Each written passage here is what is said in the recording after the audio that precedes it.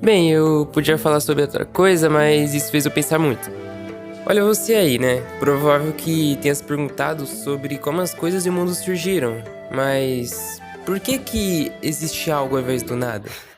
Essa frase nem é minha, mas continua. Nesse exato momento, tudo poderia ser apenas uma inexistência sem cor, sem espaço, sem tempo, ou, sei lá, processos de início e fim. Eu acho legal como nós criamos conceitos sobre o que existe, o que não existe, ou até sobre coisas que não têm resposta ou que não dão pra testar, simplesmente por conseguir definir através de deduções simples que o nosso sentido enxerga.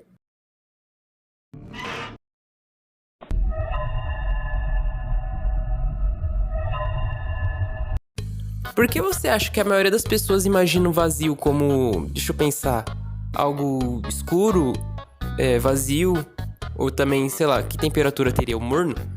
Talvez você imagine dessa forma. Tem bastante por cento de. Nossa, bastante por cento. Mas tem muita chance de ser assim que as pessoas enxergam. E bem, uma boa explicação das pessoas enxergarem o vazio dessa forma é porque eu imagino que desde criança, quando você fechava os seus olhos, você via que tudo sumia.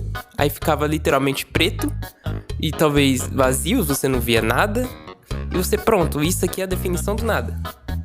E, bem, isso foi um exemplo bem simples, mas explica bastante do que tá acontecendo. Tudo bem, mas depois de falar sobre isso, o que a gente poderia definir como nada? Eu acho que nesse momento a gente poderia fazer apenas especulações, já que a gente não é o nada para saber. E como é que a gente saberia sendo nada? Porque imaginar o nada já é algo inimaginável.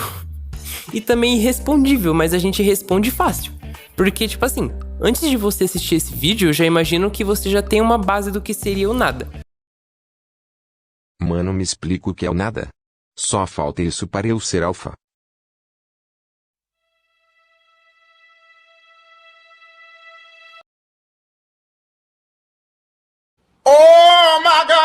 Se você imagina o nada sendo uma coisa, sei lá, uma coisa infinita, com espaço, sabe, que você não consegue ver nenhum horizonte, e que a ausência de cor do nada fosse tudo preto ou tudo branco, já diz muito sobre. Uma coisa que eu sempre me perguntei é: e se o vermelho funcionasse que nem o branco? Será que a gente atribuiria a ausência de cor ao vermelho? Porque imagina assim, você tá na escola, aí você tem uma lição lá que você não fez muita coisa. Aí chega o professor e diz: seu papel tá em vermelho, não vejo nada. Calma aí, olha isso aqui. Eis que o seu professor é o Ciclope. Aí você já, por exemplo, já atribuiria o valor do nada ao vermelho, ou também o valor da ausência de cor ao vermelho. E tipo assim, é mais uma da minha teoria da infância aí, mas não precisa acreditar ou, sei lá, não precisa responder também. Eu fui um pouquinho longe, mas continuando. Porque só temos essas perguntas pelo fato de sermos algo, pelo fato de existir. E o que complica é que acabamos organizando as coisas em polaridades. Bem, eu vou explicar melhor. Assim, nesse tempo inteiro estamos falando apenas do nada e do algo. Esses dois já são polaridades por si só, porque basicamente são opostos. Então, opostos são polaridades, basicamente. Mas continuando. É por esse motivo que nós não chegamos nunca na resposta. Nós só sabemos do mal porque existe o bem. E nós só sabemos do frio porque existe o calor. Mas se a gente pensar no oposto da existência, a gente não tem um retorno. Porque, tipo assim, a gente precisa de uma base para conseguir definir o oposto de alguma coisa. Por exemplo, no bem e o mal, nós medimos através das consequências. Se a gente vê que um ato teve uma consequência ruim e outro teve uma consequência boa, logo a gente conseguiu definir que aquilo são opostos. Se bem que não sei definir o que seria certo ou errado se a gente for parar pra pensar em um jeito mais longe. Mas tipo assim, o frio e o calor também. A gente mede isso através das consequências que eles causam na natureza, fisicamente, não é?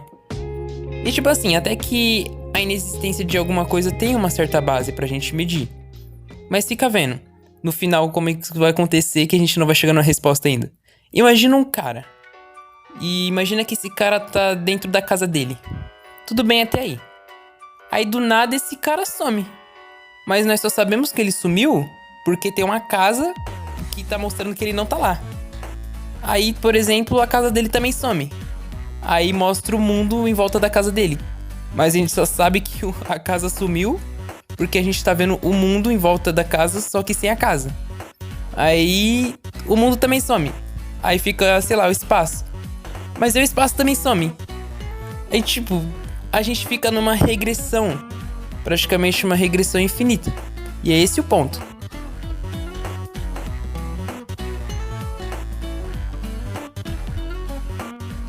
Não, bela conclusão esse vídeo, né? Deu bastante certeza do que você tava falando, né? Olha, agora saí pior.